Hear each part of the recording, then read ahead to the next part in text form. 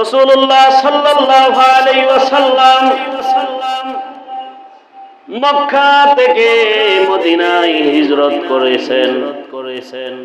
মক্কা থেকে মদিনায় হিজরত করার পর মদিনার ভিতরে দেখতে পেলেন ওই মদিনার কিছু ইহুদিরা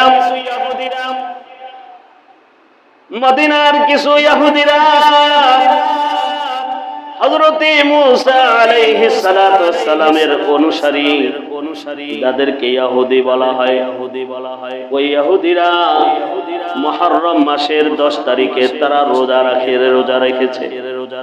মদিনায় হিজরত করে যখন আল্লাহ রাসূল দেখতে পেলেন মদিনার ইহুদিরা 10 তারিখে রোজা রাখে, তাদেরকে জিজ্ঞেস করলেন, তোমরা এই মুহররম মাসের 10 তারিখে কেন রোজা রাখো? ওই মদিনার ইহুদিরা তখন বলে তারা জবাব দেয় এই 10 তারিখে আল্লাহ পাক রব্বুল আলামিন হযরতে মুসা আলাইহিস সালাতু ওয়াস সালামকে এবং তার কওমদেরকে ফিরআউনের কবল থেকে, ফিরআউনের অত্যাচার থেকে, ফিরআউনের নির্যাতন থেকে আল্লাহ তাআলা তাদেরকে হেফাজত করেছেন। নীল নদ আল্লাহ তাআলা বিনা যানবাহনে, বিনা নৌকায়, বিনা জাহাজে আল্লাহ তাআলা মুসা আলাইহিস সালাতু ওয়াস সালাম এবং তার কওমদেরকে আল্লাহ তাআলা নীল দরিয়া এই 10 তারিখে পার করে দিয়েছেন। সুবহানাল্লাহ। এবং এই নীল নদের ভিতরে ফিরআউন এবং ফিরআউনের ওই জালেমদেরকে আল্লাহ তাআলা এই নীল দরিয়ায় চুবায়া মারছেন। আল্লাহ তাআলা হযরত মুসা আলাইহিস সালাতু ওয়াস সালামকে এবং তার কওমদেরকে, তার গোত্রের লোকদেরকে আল্লাহ তাআলা যেহেতু এই 10 তারিখে ফিরআউনের কবল থেকে, ফিরআউনের নির্যাতন থেকে আল্লাহ তাআলা মুক্তি দান করেছেন, ওই দিনটাকে স্মরণীয় করে রাখার জন্য আমরা আল্লাহ তাআলার কাছে শুকরিয়া হিসেবে এই দিনটাকে আমরা রোজা রাখি। সুবহানাল্লাহ। বলে তাই নাকি? বলে হ্যাঁ। তখন আল্লাহ রাসূলের জবান থেকে বের হয়, নাহনু আহাক্কু বিমুসা মিনকুম। ও মদিনার ইহুদিরা শুনে রাখো, তোমরা যদি মুসা আলাইহিস সালাতু ওয়াস সালামের এই ঘটনাকে স্মরণীয় করে রাখার জন্য আল্লাহ তাআলার দরবারে শুকরিয়া তান রোজা রাখতে পারো, তাহলে তোমরা যে রোজা রাখবে তোমাদের চেয়ে আমরা আরো বেশি হকদার রোজা রাখার। যেহেতু মুসা আমার ভাই, অতএব যেহেতু তোমরা এই মুহররম মাসের 10 তারিখে রোজা রাখো, আমরাও আগামী বছর থেকে এই মুহররম মাসে রোজা রাখবো, 10 তারিখে রোজা রাখবো। তবে তোমাদের খেলাফ করে রাখবো, তোমাদের সাথে মিল করে রাখবো না। কি করে রাখবো না? ইহুদিদের সাথে আমাদের কোনো কি নাই, মিল নাই।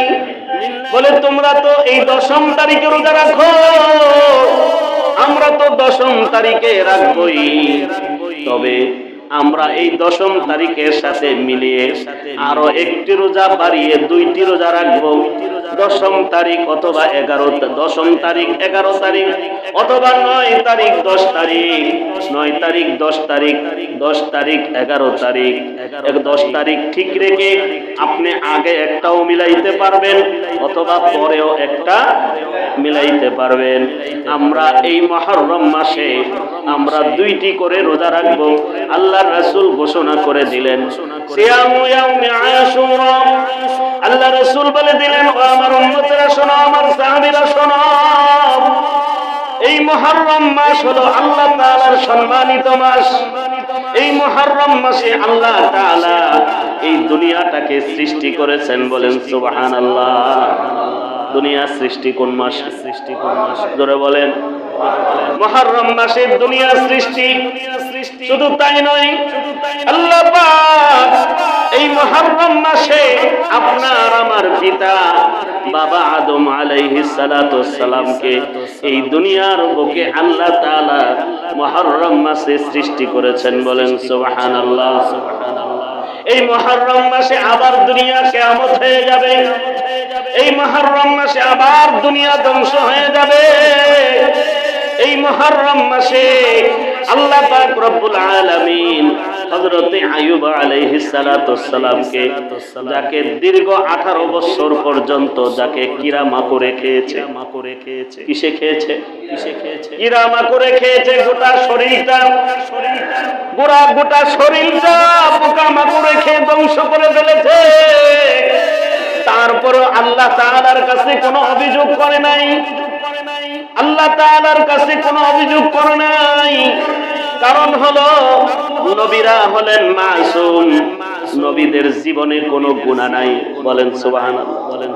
নবীদের জীবনে কোনো কি নাই? গুনাহ নাই। কোন নবী গুনাহ করতে পারে না, কোন নবী আল্লাহর অবাধ্য হতে পারে না। তারপরে বলবেন হুজুর তাহলে আল্লাহ তাআলা নবীদেরকে এত কষ্ট দিলেন কেন? নবীদের এই কষ্টগুলি হলো আল্লাহ তাআলার পক্ষ থেকে নবীদের দরজা বুলন্দ করার জন্য আল্লাহ তাআলার পক্ষ থেকে পরীক্ষা করে করে আল্লাহ তাআলা তাদেরকে আরো আপন করে নেন। সুবহানাল্লাহ। আইয়ুব আলাইহিস সালাতু ওয়াসসালাম অনেক সুখে শান্তিতে জীবন যাপন করতেছিলেন। আল্লাহ তাআলা অঢেল সম্পদ দিয়েছিলেন। আল্লাহ তাআলা সুখের সাগরে রেখেছিলেন হযরত আইয়ুব আলাইহিস সালাতু ওয়াসসালাম কি। শয়তান আল্লাহ তাআলাকে বলতেছিল, আল্লাহ আপনার আইয়ুব আপনার শুকরিয়া আদায় করে আপনার প্রশংসা করে এই জন্য যে আপনি তাকে অঢেল সম্পদ দিয়েছেন, সুখ শান্তি দিয়েছেন, এই জন্য আপনার পয়গম্বর আইয়ুব আপনার প্রশংসা করে। বলে তাই নাকি? বলে হ্যাঁ। আপনি দেখেন আপনি এই সম্পদ কাইরা নেন, তার এই সুখ কাইরা নেন, দেখেন আইয়ুব আপনার প্রশংসা করেনি, আপনাকে আবার স্মরণে রাখেনি, আপনার ভুলা যায়। বলে তুমি দেখতে চাও? বলে হ্যাঁ। আচ্ছা ঠিক আছে, যাও আইয়ুবকে যাও, তোমার কথায় পরীক্ষা করো। এই সেই পরীক্ষা আল্লাহ তাআলা আইয়ুব আলাইহিস সালাতু ওয়াসসালামের আবার সমস্ত সম্পদ কেড়ে নিলেন, সমস্ত সুখ কেড়ে নিলেন। ওনার বিবিরা ওনার থেকে দূরে সরে গেল। একজন বিবি যার নাম ছিল রহিমা, এই রহিমা আইয়ুব আলাইহিস সালাতু ওয়াসসালামকে বলতেছিল, হে প্রাণের স্বামী, আল্লাহ তাআলা আপনাকে এত সুখ দিয়েছিল, এত সম্পদ দিয়েছিল, আল্লাহ তাআলা আপনার সব কিছু কেড়ে নিছে। আপনি যদি একটু আল্লাহর কাছে বলতেন যে আল্লাহ কি জন্য আমার এই অবস্থা হলো। পয়গম্বর আইয়ুব আলাইহিস সালাতু ওয়াসসালাম স্ত্রীকে ডাক দিয়া বলে, ও স্ত্রী শুনে নাও, আমার যেই আল্লাহ আমাকে খুশি হয়ে সম্পদ দিয়েছিল, সুখ দিয়েছিল, আমার ওই আল্লাহ আমার থেকে আবার নিয়েছেন।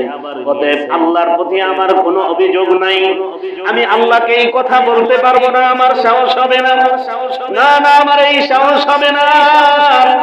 আল্লাহ তাআলা যদি আমাকে এই কষ্টে রেখে আল্লাহ সন্তুষ্ট থাকে, আমি আমার এই জীবনটা কষ্টের মধ্যে শেষ করে দিতে চাই। সুবহানাল্লাহ। আমার এই কষ্টের মধ্যে আমার জীবনকে শেষ করে দিতে চাই। আইয়ুব আলাইহিস সালাতু ওয়াসসালাম সমস্ত শরীরে পোকা ধরে গেছে। উনি তারপরেও আল্লাহর জিকির করা বন্ধ করেন না, আল্লাহর তাসবিহ পড়া বন্ধ করেন না। যেই মাত্র জিহ্বায় পোকা ধরা শুরু করেছে, আইয়ুব আলাইহিস সালাতু ওয়াসসালামের চোখ দিয়ে জারজার করে পানি পড়তেছে, আর মনে মনে বলতেছে, আল্লাহ গো, যেই জিহ্বা দিয়ে আমি তোমার তাসবিহ পাঠ করি, যেই জিহ্বা দিয়ে আমি তোমার জিকির করি, গো আল্লাহ, আমার এই জিহ্বা যদি পোকামাকড়ে খেয়ে ফেলে আমি কিভাবে তোমার প্রশংসা করব আল্লাহ? ও আল্লাহ, আমার এই জিহ্বাটাকে তোমার তাসবিহ পাঠ করার জন্য, তোমার জিকির করার জন্য যদি একটু হেফাজত করে দিতা আল্লাহ, আমি তোমার শুকরিয়া আদায় করতাম। আল্লাহ তাআলার কুদরতি, আল্লাহ তাআলার কুদরতি দিলে জোশ এসে গেছে। আল্লাহ তাআলা শয়তানকে ডাক দিয়ে বলল, শয়তান তুই দেখ আমার আইয়ুব এত সুখে ছিল, এত সুখে ছিল, এত ধন সম্পদ ছিল, আমি তার সব কাইরা নিলাম, কোনো অভিযোগ করে নাই। আর আমার কাছে একমাত্র একটা অভিযোগ করেছে, সে আমার জিকির করতে তার কষ্ট হবে, আমি আল্লাহর তাসবিহ পড়তে কষ্ট হবে। এই জন্য আমি আল্লাহর কাছে নিজের জিহ্বার হেফাজতের জন্য দরখাস্ত করেছে। ও শয়তান দেখো, এত কষ্টের পরেও আমার আইয়ুব আমাকে ভুলে যায় না। সুবহানাল্লাহ। আর আজকে আমরা সামান্য থেকে সামান্য কিছু টাকা হইলে, কিছু সম্পদ হইলে, কিসের নামাজ, কিসের দিন, কিসের ধর্ম, কিসের ইসলাম, সব জলাঞ্জলি দেয়া দেয়, ঠিক কিনা বলে? সন্তানের মায়ায়, মেয়ের মায়ায় আজকে আমরা ইসলাম ধর্মকে 12টা বাজাইতে দ্বিধাবোধ করি না। কথা কোন ঠিক না বেটি?